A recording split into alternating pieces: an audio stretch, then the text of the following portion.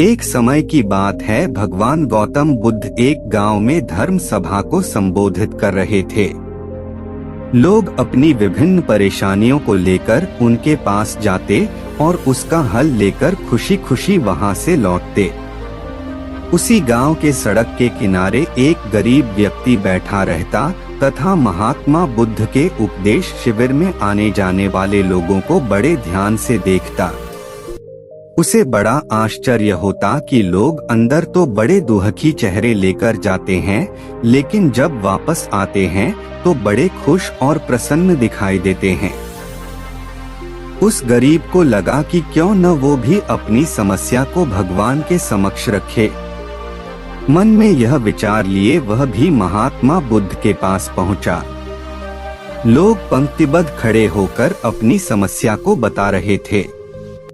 जब उसकी बारी आई तो उसने सबसे पहले महात्मा बुद्ध को प्रणाम किया और फिर कहा, भगवान, इस गांव में लगभग सभी लोग खुश और समृद्ध हैं। फिर मैं ही क्यों गरीब हूँ? इस पर उन्होंने मुस्कुराते हुए कहा, तुम गरीब और निर्धन इसलिए हो क्योंकि तुमने आज तक किसी को कुछ दिया ही नहीं। इस पर वह गरीब व्यक्ति बड़ा आश्चर्यचकित हुआ और बोला, भगवान, मेरे पास भला दूसरों को देने के लिए क्या होगा? मेरा तो स्वयं का गुजारा बहुत मुश्किल से हो पाता है। लोगों से भीख मांगकर अपना पेट भरता हूँ।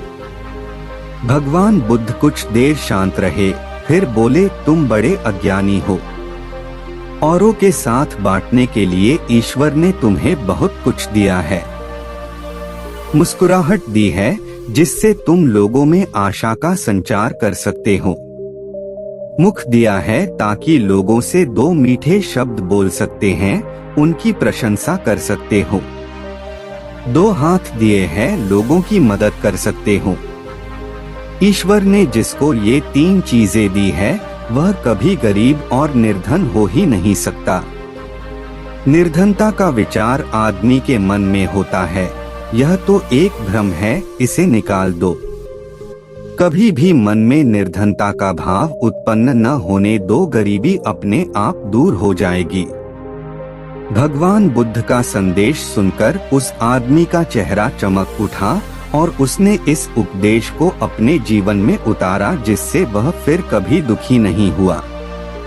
दोस्तों, आपको यह कहानी कैसी लगी कृपया हमें नीचे कमेंट बॉक्स में कमेंट करके जरूर बताएं।